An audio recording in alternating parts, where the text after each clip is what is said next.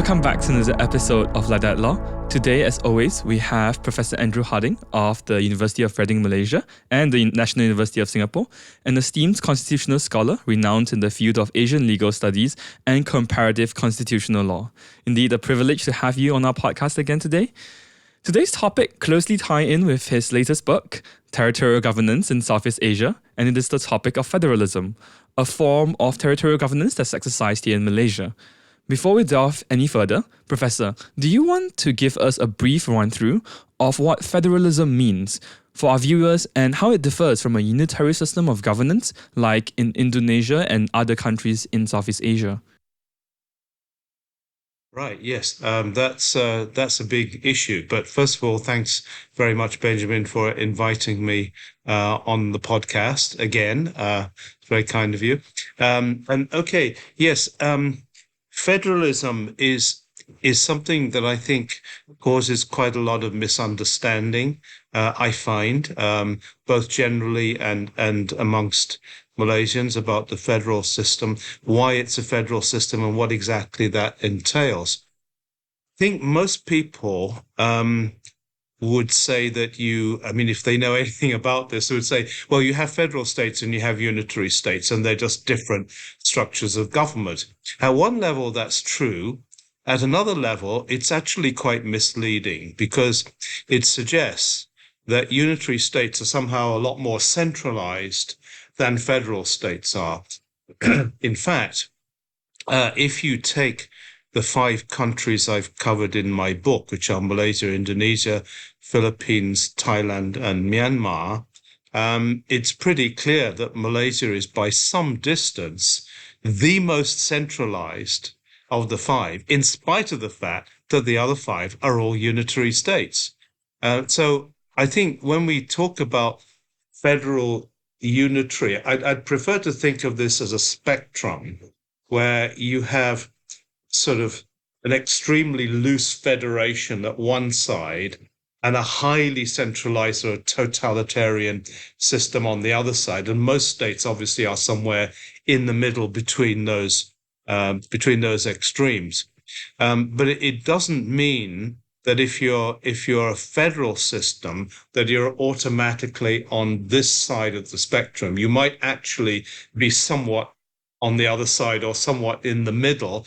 And because you're unitary doesn't mean that you're going to be on this side. You might actually be in the middle or even tending towards the other side. And that depends on what your structure of government actually is. So amongst unitary states, some are simply a lot more decentralized than others are. So if you take the 5 countries that I mentioned, the Philippines is probably the most decentralized of the 5, even though it's a unitary state. And there is actually debate there about whether they should simply convert themselves into a federal state. That's been going on almost since the time that they became independent in the 1940s, right up until now. That debate has kind of continued. So I think so my point is that you need to look at the detail. I mean, what actually are the powers that are exercised at different levels of government? That's why my book is called Territorial Governance, because it's designed to incorporate, all the different possible structures that you might have below the level of the national government.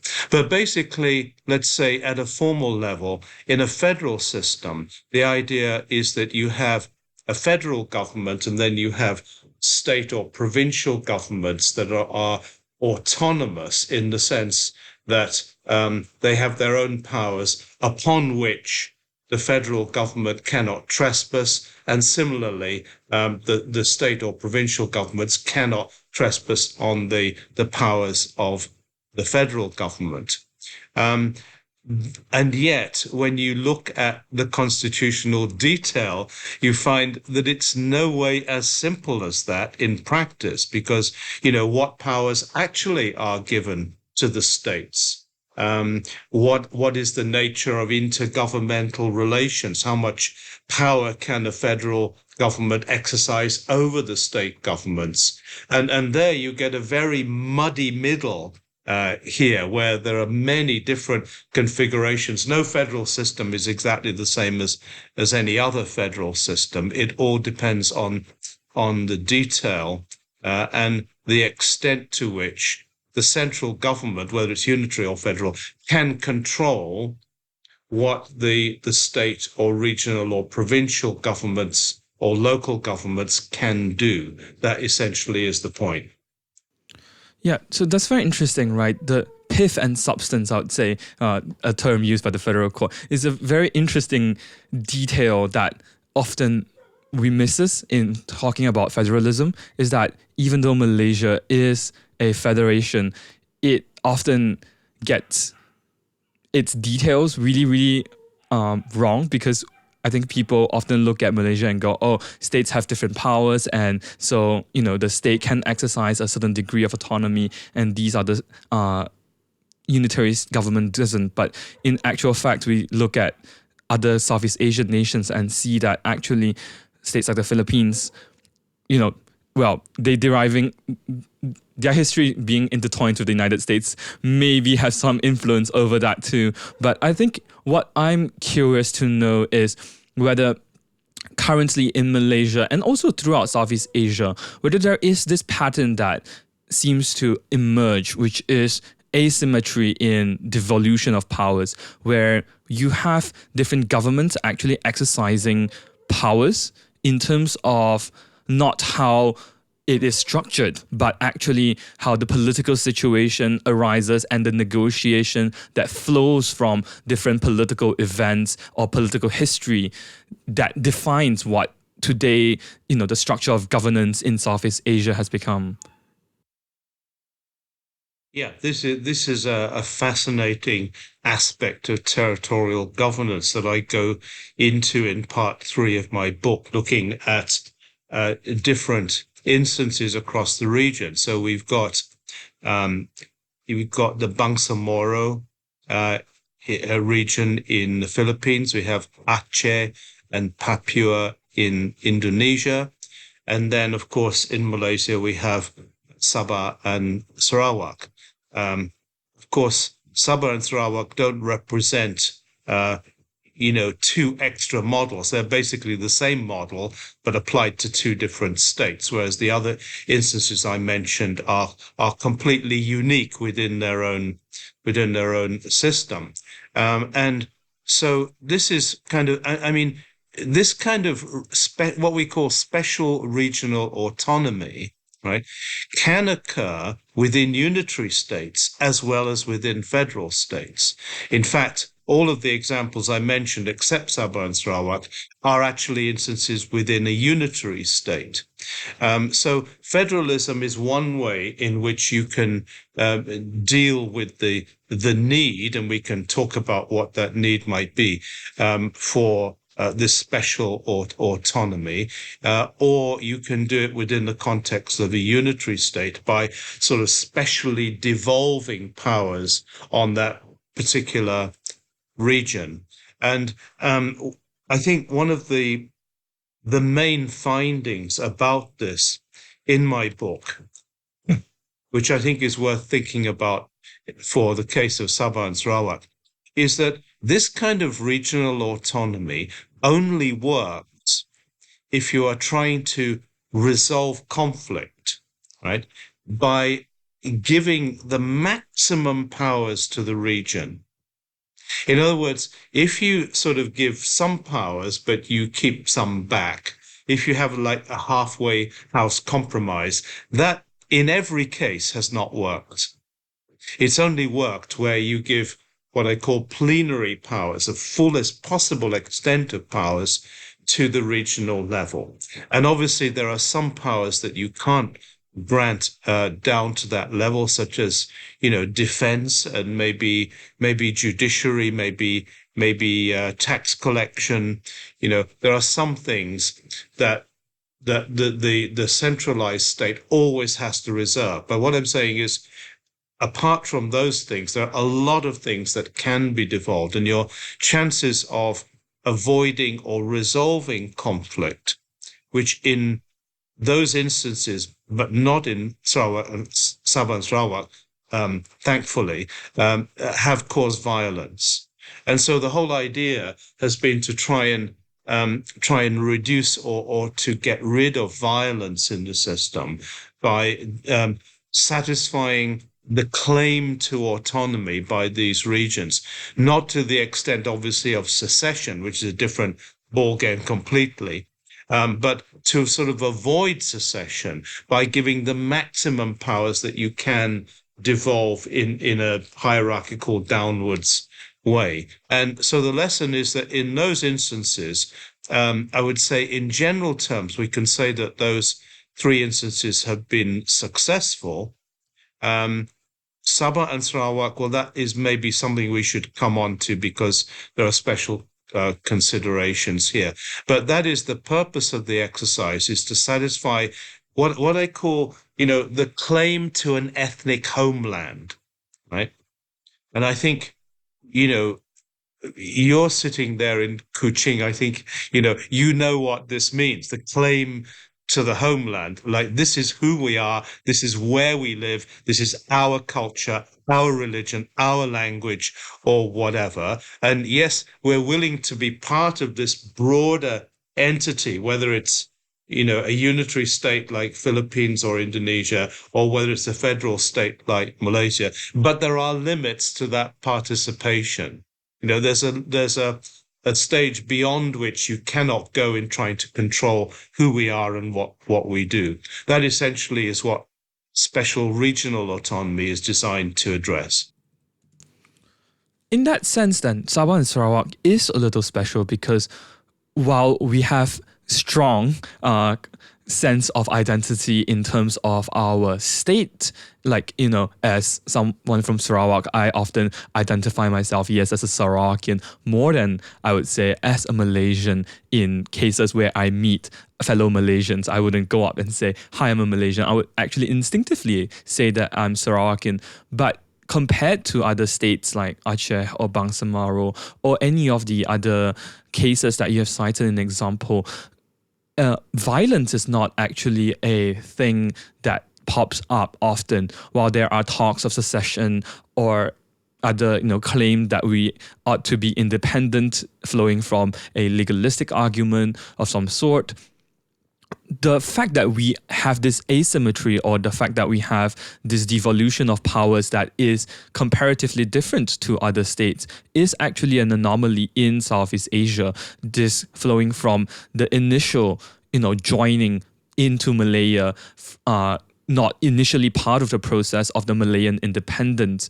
How does that factor today into the identity of coming to form a federation? Do you feel that federalism still works as a structure compared to, the 1957 Malaya? Or do you think that in 1963 there should have been a different structure to deal with the differences that would have arose due to, the territorial, the difference in geography mainly, but also in identity, in culture, and in political styles? Okay, well, there's a kind of a clutch of really difficult questions there, Benjamin. So let's try and sort of roll that out a bit and see what's involved. I mean, you go back to the original Federation of Malaya, which became a federation in 1948 and then became independent in 1957. And so you already have a federal structure in place. And it's a real question. I mean, like, why in a relatively small country do you need to have a federal structure? And I think the answer is that the unitary structure was tried under British rule in 1946. And there's this huge rebellion against it because, people, especially the Malays, said, you can't just abolish our ancient states and our, and by implication, our ancient monarchies as well, because although we're all Malays, we do have these different traditions, deriving from the Malacca Empire and so on. And as you know, Johor is different from Kelantan, is different from Pahang, is different from Selangor, and so on. Not to mention the former colonies of Penang and Malacca. So there were certain kind of fundamentally different histories and different cultures involved. But I think principally the important point is the monarchy, because you've got these 9 monarchies that if you had adopted a unitary state in Malaya in 1946, those monarchies would have disappeared. And that was the critical point for the Malays, is you cannot abolish our monarchies. And therefore, if you proceed from that premise, you sort of have to have a federal system because there isn't any other model available. Right? You've abandoned the unitary state. So you have to have some kind of federal state. But the idea, as emerged in the Constitution in 1957, was to have a federal system, but very much limit the powers that the states have. So let's understand that the federal system in Malaysia is a fallback, it's a plan B, which is supposed to be as close to plan A as you can get without actually having plan A. So this is why it's a very centralized federation. And I think it's fair to say that since 1957, at least as far as Malaya is concerned, it's become even more federalized than it was in 1948 or 1957. So I think the point is this is not so much as it is with other states in the region to do with race, language, and religion.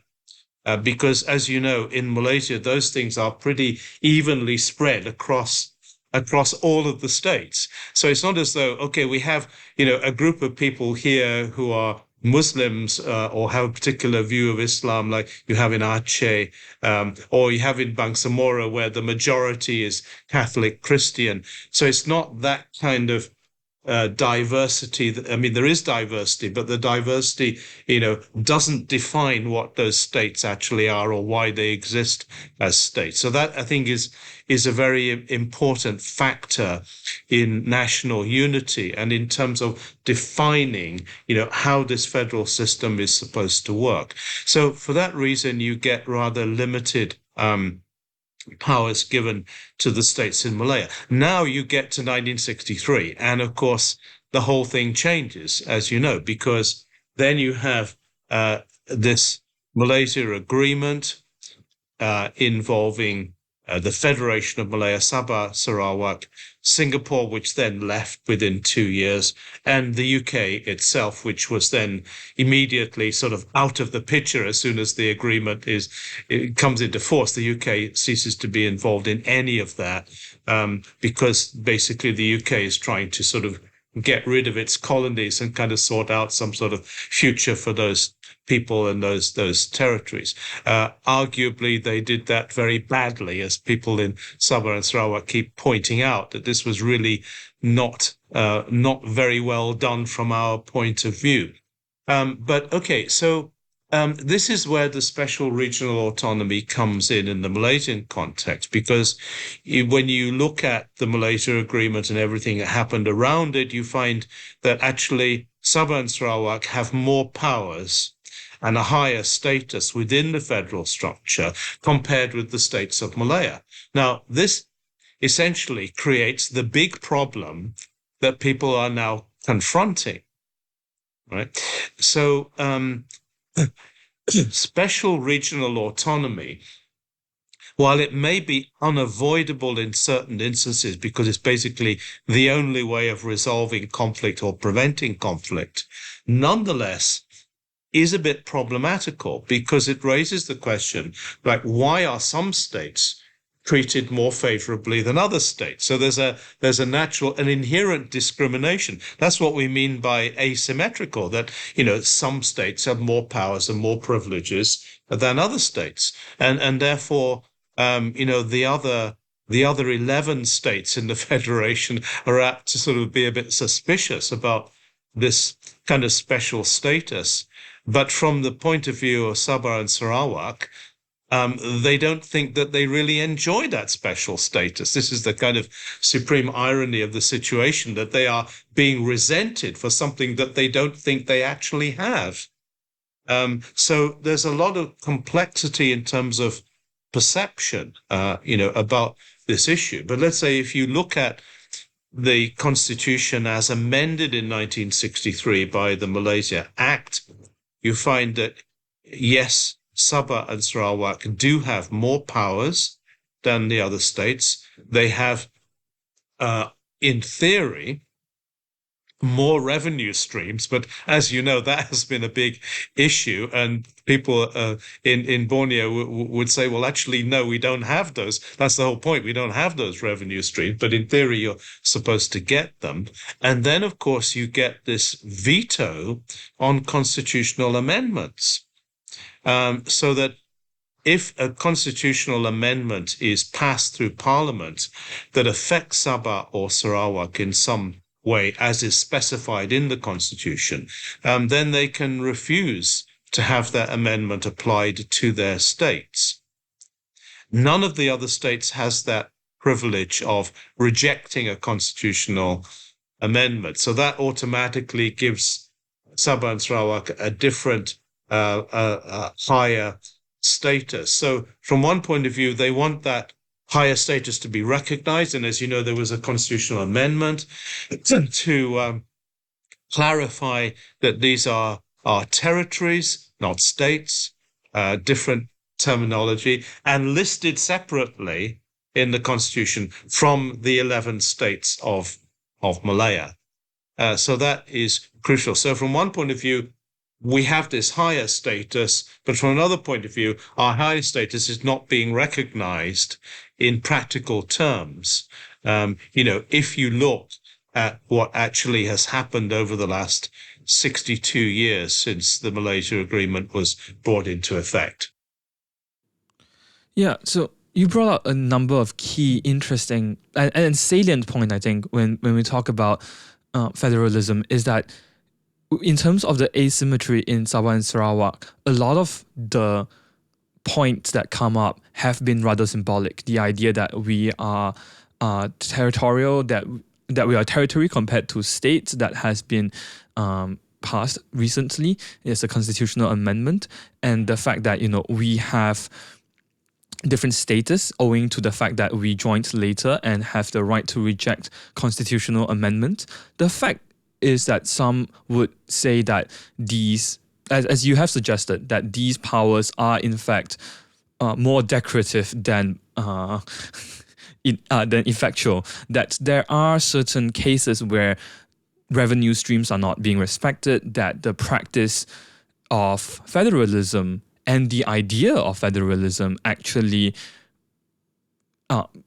they present very stark differences. So I wanted to ask you that in your studies throughout the devolution and the idea of devolved powers across these unitary states, whether there is a path for Malaysia to reform itself to fulfill that original vision of being more like a federal government than a unitary government. The irony of it all being the fact that we are supposed to be the only federation but end up being the most centralized government. Do you think we are on that path of reform? Or do you think that more work has to be done? Well, I think both things are true, Benjamin. I think definitely Malaysia is on that path, and definitely there is an awful lot more work to do for the very reason that you suggest, which is that much of what has been done so far has been, in a sense, purely symbolic. Now, I would like to sort of qualify the term purely symbolic, because I happen to think that symbolism is really rather important. I mean, if you were to sort of propose to take away, Sarawak's flag or Sabah's flag, you can imagine the reaction. I mean, at a psychological level, symbolism is extremely important to people. And if it's important to people, then it's important, right? But beyond that, if your symbolism involves, for example, defining the federation itself as including the Malaysia Agreement, right, then that is going a little bit beyond pure symbolism, because it now means that you can actually make solid legal claims on the basis of the Malaysia Agreement. I mean, arguably, you could have done that before, but the point is that the Constitution explicitly recognizes this point, and therefore all arguments are kind of over with regard to whether the Malaysia Agreement should be acknowledged as a constitutional document and therefore found the basis for legal or more likely political claims that you might want to make. So yes, there is a slight feeling of formality or lack of sort of addressing really what are the fundamental issues at this point. But let's bear in mind here that as things stand politically in Malaysia, and I would say particularly after the recent Sabah elections, it's pretty clear, isn't it, that parties from Sabah and Sarawak are, for the foreseeable future, are going to hold the balance in Putrajaya. Right? And this offers tremendous leverage, for GPS, GRS, and whatever other, parties may be involved in this in the future, to make demands on the federal government. And there's not much the federal government can do about it other than to, in some way accede to those demands. I mean, obviously they will probably try to appear to accede to them without actually doing so. So then you come to issues like the special grants under the Constitution, which recently was subject of a High Court decision in Kota Kinabalu. So you have an extraordinary situation where for almost half a century, these grants have not been reviewed by the intergovernmental process. And therefore, people are saying, well, we're entitled to a lot more money, because obviously there's been, currency values and all sorts of things change over half a century. So basically, we've been stiffed by the fact that these things were not reviewed. And the court has said, yes, that's right. So we're now moving from the symbolic territory into the really bread and butter, or should I say, rice bowl kind of issues, because basically enormous amounts of money are involved, both in these grants from the federal government, but also the oil and gas revenues, another major issue. And if I can just add a comparative note here, what I noted from the other examples in Southeast Asia is that natural resources are at the basis of all of these instances. So it might look like culture, it might look like religion, it might look like language or customary law or what have you. But I think always under that, there is the sense that, we should be in control of our own natural resources. I mean, why do we even have to share any of this revenue, let alone nearly all of it, with any other governmental entity? So resolving the natural resources issue has been crucial in the other instances. And I think it will be exactly the same with Sabah and Sarawak. So, yeah, I think we are moving into changes in the federal structure, and we don't know where this is going to finish up, obviously, but I think we can see already that the actual real on the ground change is taking place, and there are interesting straws in the wind. Like, correct me if I'm wrong here, but I think that the government in Sarawak has simply declared that it will use English as the medium of instruction in schools, right? Without any kind of formal permission from the federal government or from the education ministry.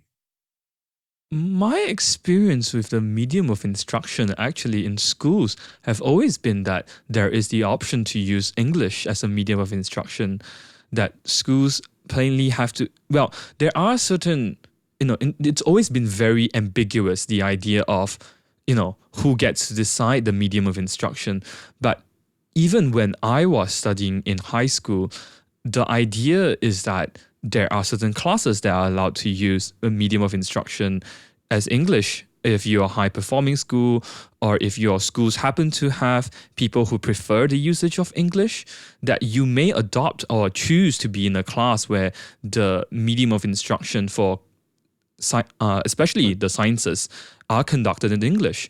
So I think in terms of, the idea of how things are going in practice, and the idea of, centralization, it goes back to the idea of, whether it's just symbolic or it's practical in nature. I think especially in terms of niche issues, like, whether educational medium of language of medium of instruction is in English or in Malay. I think these issues have always boiled down to very, very particular and local decisions, like up until like the individual schools deciding that. But also I want to note that, particularly in our discussion just now of Sabah and Sarawak potentially heading to, reform and trying to, especially with the declaration of not just a medium of instruction, but also I think on a multi, on many different things. I think especially with Sarawak recently declaring that Petros would be the only gas aggregator here in Sarawak. That came to mind when you mentioned that at the level of federalism, and the idea of, who gets the money, is the idea that certain region produces more natural resources than other region, and so there is a laying of claim to that. But I also want to ask you whether you believe that without the political situation here in Sabah and Sarawak, that we would actually have seen such reforms. Because I think throughout what I can see as federation, the history of federation, there has always been a gradual push when you form a federation towards centralization. This is not only seen in Malaysia's case, but I think most salient in the case of the United States, where the initial federation was so decentralized that it was deemed so unsuccessful that had to start over with a new constitution. So I want to ask, Professor, if you would think that in Malaysia, that if a new general election were to be declared and we no longer hold the power, the power imbalance, that whether we would, even if the local parties came to power within the state government, that a reform agenda could be pushed. Because this is a question that's not only asked by us, but also by the other states in Malaya. For example, in Penang, I think I don't think they can hope to see themselves be holding the balance of power anytime soon. But they would love to see a reform agenda towards more decentralization, towards their state government, owing to the fact that they have always been, this state that is outside the purview of government, in the BN dominated era, being seen as, the outlier that they want to neglect at all cost. What do you think about that? This is terribly interesting, isn't it? I mean, I think, the point about the other states is a very important one, because as I said a few moments ago, I mean, when you have special autonomy, it creates a kind of a differential that's quite problematical. So the more power Sabah and Sarawak get, the more you're going to find other states saying, well, hang on a minute, why are we not getting more powers? This is exactly what has happened in the Philippines, and why there is a strong feeling by some people to move to a federal system, because people are saying, hey, look, you've given virtually kind of powers as if it were a federal system to Bangsamoro, purely on the basis that they mount an insurgency. And we law-abiding Filipinos get absolutely nothing out of this. How can this possibly be right? So, there's an element of this differential creating a tug, away from the federal power towards the state. I think we can see that happening already in some of the states, even though not very much has been achieved so far. So I think that is, that's an important issue. Now, in terms of the political alignment, I mean, from one point of view, it's kind of, I suppose, an accident of history that the Sabah Sarawak parties have, got themselves into this position. But it's also because of the claim to autonomy that the powers, the representation of West Malaysian parties has decreased so dramatically in East Malaysia, because there have been attempts, obviously, over time, to sort of increase the representation of those parties, and not just parties in government, but parties in opposition as well, in Sabah and Sarawak. And we now find a remarkable situation where the DAP has been pretty much wiped out in Sabah. But guess what? PN and PH also have been pretty much wiped out in Sabah. So would it have happened but for this? Well, I mean, there are forces of history, aren't there, that work in these things. And so, they work through whatever the situation happens to be, with maybe with slightly different outcomes. But if you remove that sort of coincidence of what's happening at any particular time, it doesn't get rid of the problem. The problem is still there. It just may produce a different kind of outcome. So in a way, it's probably fortunate for Malaysia that all of this is being expressed through the democratic system. Because if that were not possible, then people are going to say, well, then what are our other options? Well, maybe secession. And if they don't like it, maybe even violent secession. Who knows? This has not been the norm in Malaysia at all, but it has been, all the other countries I mentioned have experienced extreme violence in relation to these territorial issues. Every single one. I mean, and obviously Myanmar is right in the middle of a desperate civil war because of these issues. So, it's good that politics, the chances, the hazards of politics have given us the opportunity to work through these issues in a sort of a way in which you can form committees and discuss the issues and make decisions without being really confrontational about it. So hopefully that would continue. But I think the outcome will be a federal system that looks rather different from how it looked in 1963, or how it even looks now.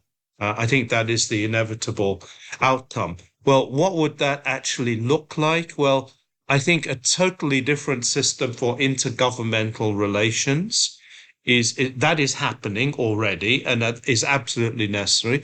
But also the devolution of more powers to the states, and maybe not just to Sabah and Sarawak, but to the other states as well. And what do we mean by that? Well, I think there are very plausible claims. We've mentioned education already. Why should decisions about the medium of instruction in education not be taken in Kuching and Kota Kinabalu rather than in Kuala Lumpur? Why not?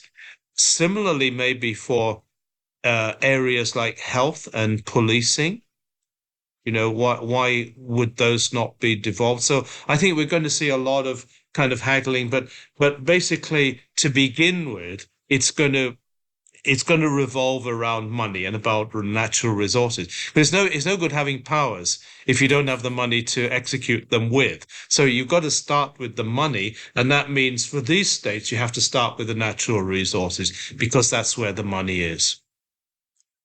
That's an interesting analysis of where Malaysia's heading, and I think yes, money is always at the center of the devolution of powers when it comes to, especially I think in Sarawak, when we talk about revenue stream, when we talk about how especially the state government tries to frame their successes, it's always in terms of what grants and what forms of revenue they have got out of the federal government that to begin with. But I think in your analysis of how we have carefully, in this structure of governance, avoided the pitfalls of violent outbreaks, like in other countries.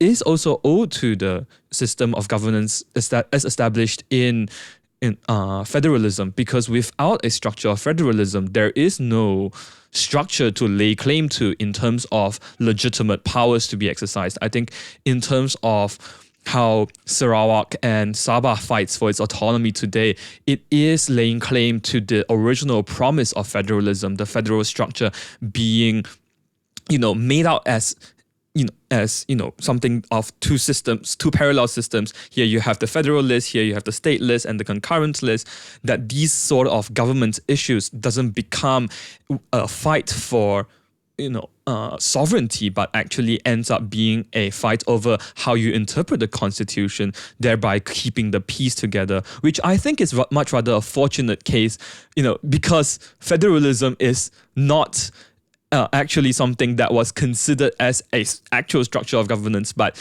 actually in place because they wanted to keep the monarchy, which is, another thing altogether. So I think there are, happy accidents, as they would say, that happens along the way that keeps the peace of Malaysia together. And I think we're much rather fortunate about that. But, flowing from, not just state issues and federal issues, but I think going a little deeper and, promoting your book here, Territorial Governance in Southeast Asia, that we can talk about, which is the issue of local government, because there are not only state government and federal government that's being recognized, but in terms of how the other countries exercise a degree of, local government is in, their municipal government, is in their councils. And you've pointed out actually time and time again that in Malaysia, we have no local government election, and that is an anomaly compared to other countries. To what extent do you think federalism remedies that deficiency that we have in Malaysia, that you can see that all the Datuk Bandas, all the different local government officials are not elected but directly appointed? That's a really interesting and important question. And yes, the starting point is this rather extraordinary situation where there have been no local elections since 1965, which seems very strange in a democratic country that is also already somewhat decentralized because it's a federal system. Local government is, of course, a state function in Malaysia, and therefore, although there is a local government act that governs all local governments in Malaysia, wherever they happen to be, nonetheless, it is in theory possible for states to have a different system of local government from the other states, and that would include introducing elections. There's an interesting sort of event here where some years ago in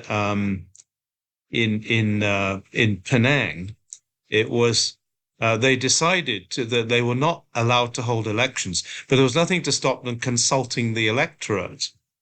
Right. So they organized a consultation exercise about who should be appointed to positions in the local government authorities. And then they took people's opinions, which were cast in the form of votes. And then this was challenged by the election commission successfully in the courts, because the court said that, well, this is basically a colorable device to avoid the fact that local government elections have been abolished. But I think it's quite amusing in a way that, how creative people can be in this situation. But it's an indication that there is a demand for local government elections. It's not necessarily inconsistent or not necessarily even consistent with devolution of more powers to the states. It depends how they want to use their powers. And, if you take Sarawak, for example, I mean, if you had a situation where Sarawak gets a lot more powers than it presently has, the question then arises, well, how much power are you going to keep to yourselves, and how much are you going to devolve even further down to, the local governments, the divisional authorities, and so on. So I think once that ball starts rolling, then it's not necessarily the case it's going to stop when it gets to state government. It might continue to roll because the demand is still going to be there, and people will call out state government and say, "Well, you talk about having autonomy. What about our autonomy? I mean, so autonomy means that you hog all the powers to yourselves and you don't allow us any powers at all. Well, that's not going to be acceptable to a lot of people. So we don't know really where this is going to go, but I suspect that the demand for local elections is not going to go away anytime soon. In fact, it's never really gone away since 1965. It's always been lurking there in the background.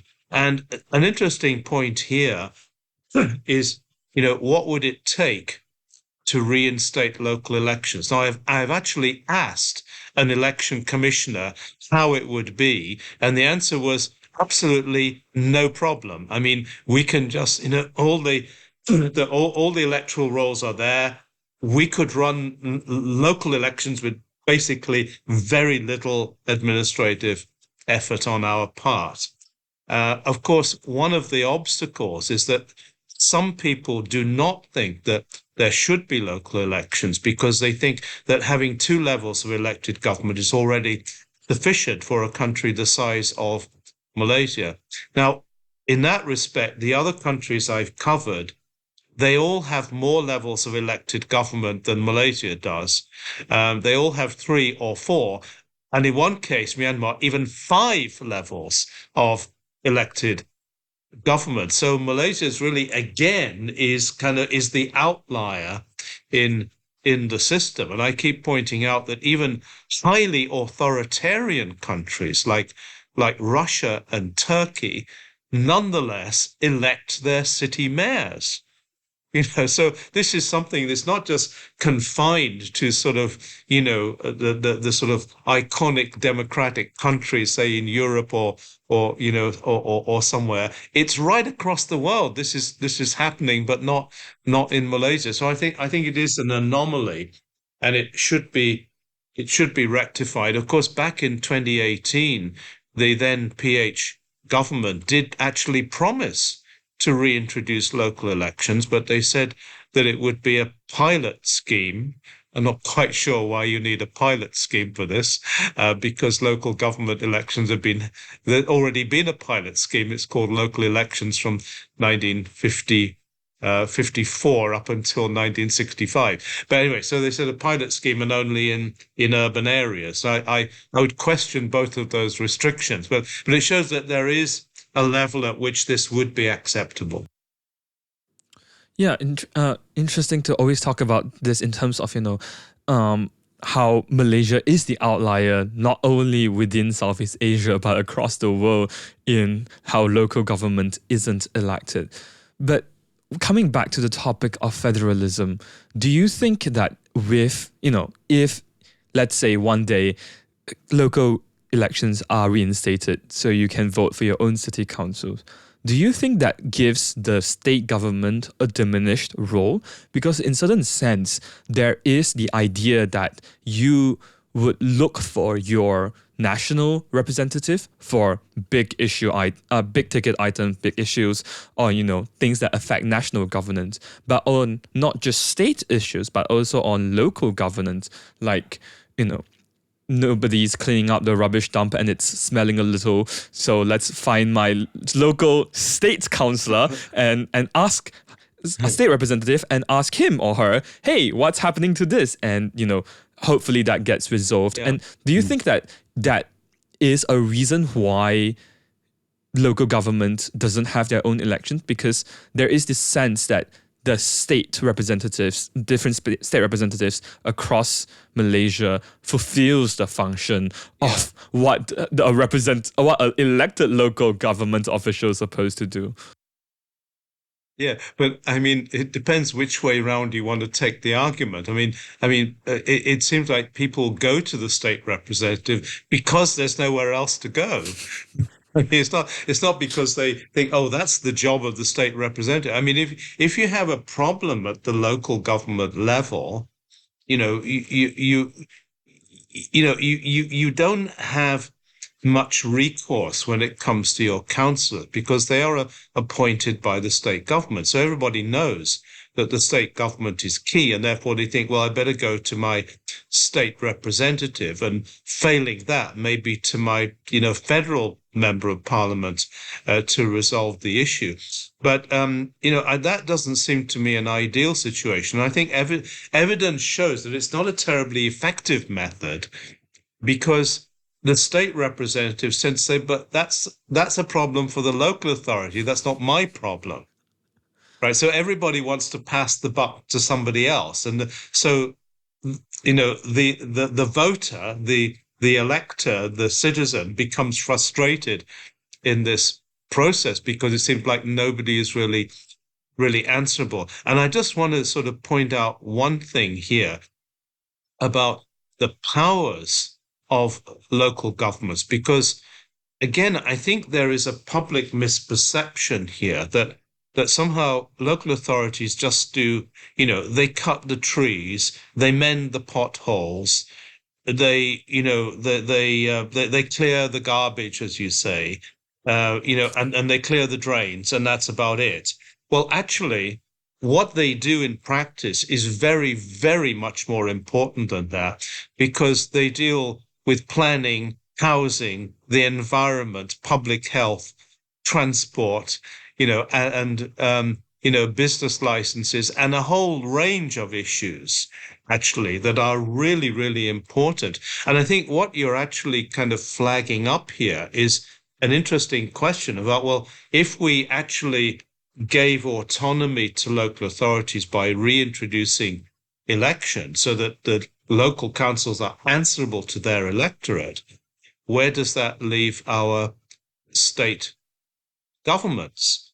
And I in the book I discussed this kind of phenomenon that I call this the middle child phenomenon, right? Because you've got your national is powerful, you've got your local is powerful. So what happens in the middle? So what's the role of the medium authorities in between the two?